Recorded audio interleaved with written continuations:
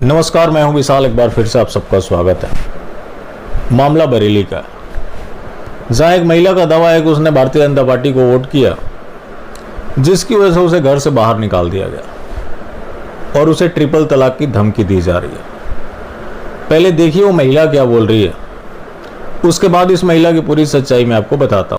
कहाँ से आई हैं? मैं इजाज नगर गौटिया से आई क्या हूँ। मामला है, किस तरीके से धमकी दी गई है? मेरा मामला यही है कि मैंने भारतीय जनता पार्टी को वोट दिया है, भाजपा की तरफ मैंने वोट दिया है। इससे मेरे शौहर के मामू नाराज हो गए हैं, तैयब नाम है उनका। किस प्रत्याशी को वोट दिया था आपने? जी, मैंने बीजेपी की तरफ वोट दिया है। हाँ, मैंने बीजेपी की तरफ वोट दिया है क्योंकि 3 तलाक सबसे बड़ी बात है। उन्होंने 3 तलाक बंद करवा दिया है। औरतों को इससे बड़ी खुशी की बात और कोई हो ही नहीं सकती है। और मेरे घर वाले बहुत गरीब हैं, हम 5 बहनें हैं। मेरे पापा मजदूरी करते हैं, महीने में 2 बार राशन मिलता है सरकार की तरफ से। इससे खुशी की बात और क्या हो सकती है। आपकी शादी कैसे हुई थी? जी, मेरी शादी है लव मैरिज। हम दोनों की राजी थी, हम दोनों ने लव मैरिज करी है। 1 साल हो गया है, 2 जनवरी को शादी हुई थी 2021 में। हाँ, हम लोगों की। तलाक की बात आ रही है, किसने तलाक दिया आपको? तलाक मेरी धमकी दी है मुझे मेरे शौहर के मामू ने। ये कहा था, उन्होंने पूछा था कि जब योगी जी की सरकार बन गई थी तो उन्होंने कहा योगी की फिर से सरकार बन गई है। तो मैं हंस के बोली योगी जी को तो वोट मैंने भी दिया है, वो इतना अच्छा कर रहे हैं, इतनी अच्छी सरकार है। तो मैंने कहा 3 तलाक उन्होंने रोक दिए। तो उन्होंने ये कहा है कि जा अपनी 3 तलाक बचा ले, तू अब जो जोर लगा ले अपनी सरकार से कह दे। उन्होंने ये कहा है मुझसे। आपका विवाद कितने समय से चल रहा है पत्नी में? मेरा नहीं है, बिल्कुल हम लोग आराम से रहते हैं। मेरे सास ससुर से मुझे मतलब नहीं है, हम अलग रहते हैं उनसे। मेरे सास ससुर को मुझसे मतलब नहीं है। तो शौहर का क्या कहना है इस बारे में? शौहर भी मेरे मामू की तरफ बोल रहे हैं, वो भी अब मेरी तरफ नहीं बोल रहे हैं, वो भी बात नहीं कर रहे हैं। लेकिन मेरे शौहर से मेरी कोई लड़ाई नहीं है, कुछ भी नहीं है। क्या आपके शौहर ने कहा तलाक देने के लिए? हाँ, मेरे शौहर ने ही निकाला है मुझे। ये कहा अपनी 3 तलाक बचा ले अब जा। उन्होंने धमकी दी कि जी हाँ, फिलहाल मुझे तलाक दी नहीं है। फिलहाल ये कहा है अब अपनी 3 तलाक बचा ले, जा कह दे। जब मैंने कहा ये मसला मैं कहूंगी तो मुझे धमकी भी दी है कि मेरे छोटे भाई बहन हैं, उन्हें ऐसा कर देंगे वैसा कर देंगे, क्योंकि वो लोग बड़े लोग हैं। आपकी कौन सी विधानसभा क्षेत्र में वोट है और आपने बरेली में कौन सी पार्टी को टिकट वोट दिया था? जी, मतलब विधानसभा आपकी कौन सी है? अब इनका दावा है कि इनका परिवार समाजवादी पार्टी को समर्थन करता है। 1 साल पहले इन्होंने लव मैरिज की थी तस्लीम अंसारी से। इनका नाम उज़मा है। इनके रिश्तेदार तैयब ने इनको धमकी दी है। इसके बाद ये मेरा हक फाउंडेशन की फरहत नकवी से मिली।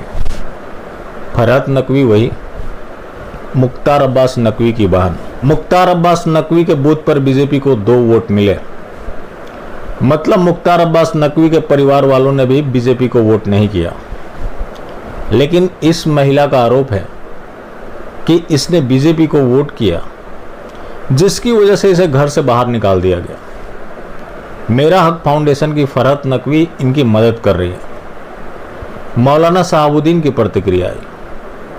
मौलाना शहाबुद्दीन ने कहा कि सियासी नज़रिए से रिश्तों को देखना ठीक नहीं है, कोई किसी को भी वोट कर सकता है। उस परिवार वालों को उज़मा से माफ़ी मांगनी चाहिए। अब बात है उज़मा की बातों की सच्चाई की। तो ये है अलतकिया कांड। किसी से किसी का विवाद किसी भी वजह से हो सकता है। ऐसा नहीं है कि कोई भी लड़की घर से बाहर निकाली जाती है तो मामला दहेज का ही होता है, लेकिन दहेज का मामला दर्ज कराया जाता है जब मुख्तार अब्बास नकवी के गांव में बीजेपी को 2 वोट मिल रहे हैं। मुख्तार अब्बास नकवी जो खुद से प्रधानी का चुनाव भी नहीं जीत सकते, उन्हें राज्यसभा भेजा गया हिंदुओं की वोटों के बदौलत। उसके बाद मंत्री बनाया गया। मुख्तार अब्बास नकवी ने वजीफा के नाम पर अपनी जमात को इतनी ज़बरदस्त फंडिंग की, उसके बावजूद भी वहाँ 2 वोट मिले। तो 2 वोट गलती से भी मिल सकते हैं। रही बात इस महिला की, तो वोट देते समय तो सिर्फ महिला मौजूद रही होगी। जब वो परिवार समाजवादी पार्टी का समर्थक है तो ये बात तो इनको पहले से पता होगा, तो वहाँ पे ये चुप भी रह सकती थी। लेकिन इन्होंने वोट किसको किया, ये उन तक कैसे पहुंचा?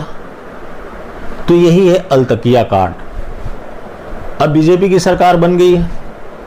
इस वीडियो को मास्टर स्ट्रोकवादी भी धड़ल्ले से शेयर कर रहे हैं। ऐसा किस लिए किया जा रहा है? लोगों को गुमराह करने के लिए।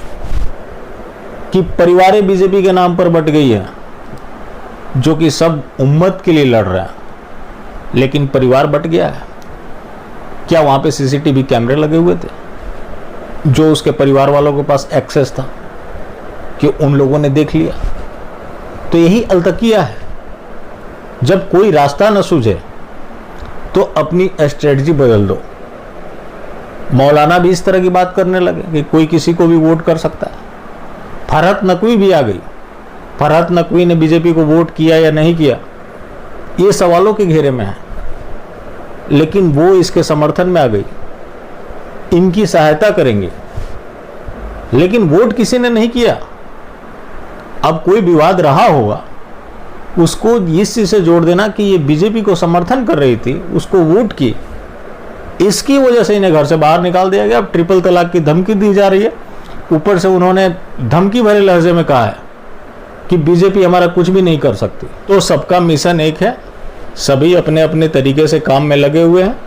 ऐसे कई मामले आए हैं जहाँ पे फर्जी स्टोरी गढ़ी गई, जैसे कि गुरुग्राम में हुआ। खुद से उन्होंने अपनी दाढ़ी कटवा ली, हिंदुओं के ऊपर आरोप लगा दिया कि उन लोगों ने ज़बरदस्ती दाढ़ी कटवा दी, जय श्री राम के नारे लगवाए। ऐसे कई मामले सामने आ चुके हैं और बीजेपी को वोट करने की वजह से इनके परिवार वालों ने इनको घर से बाहर निकाल दिया, धमकी दिया जा रहा है। ऐसी स्टोरी किस लिए गढ़ी जाती है? ताकि सरकार भी इन लोगों के ऊपर मेहरबान रहे। पहले से तो रही ही है, और मास्टर स्ट्रोकवादियों ने वो दावा करना तो शुरू पहले से ही कर चुके हैं कि आधी आबादी मोदी जी की तरफ आ चुकी है। तो वो सीटों में क्यों नहीं दिख रहा? क्या मुख्तार अब्बास नकवी के गांव में सिर्फ और सिर्फ आसमानी पुरुष ही थे, महिलाएं नहीं थी? अगर थी तो उन्होंने वोट क्यों नहीं किया? तो ये सिर्फ और सिर्फ लोगों को मूर्ख बनाने का एक स्टंट है, इससे ज़्यादा कुछ भी नहीं है। अगर इन्हें घर से निकाला गया है तो कुछ और वजह हो सकता है, लेकिन बीजेपी मैटर नहीं है इसमें। लेकिन ज़बरदस्ती घुसेड़ा जा रहा है ताकि लोगों को मूर्ख बनाया जाए, और इनको जो सब्सिडी और वजीफा दिए जा रहे हैं उसमें भारी वृद्धि कर दी जाए। बेशक इन्होंने वोट नहीं दिया, लेकिन सरकारें ये मान ले कि कुछ लोगों का भरोसा जीतने में हम सफल रहे, आगे अगर हमने ऐसा ही करते रहे तो इसमें वृद्धि होगी। बाकी हिंदू रिजर्व तो है ही, यही सच्चाई है। बाकी जिंदा रहें तो फिर मिलेंगे, और मिलते रहेंगे तो जिंदा रहेंगे। मिलना जुलना जारी रखें, लेकिन हाँ, मास्टर स्ट्रोकवादी बिल्कुल भी ना हो।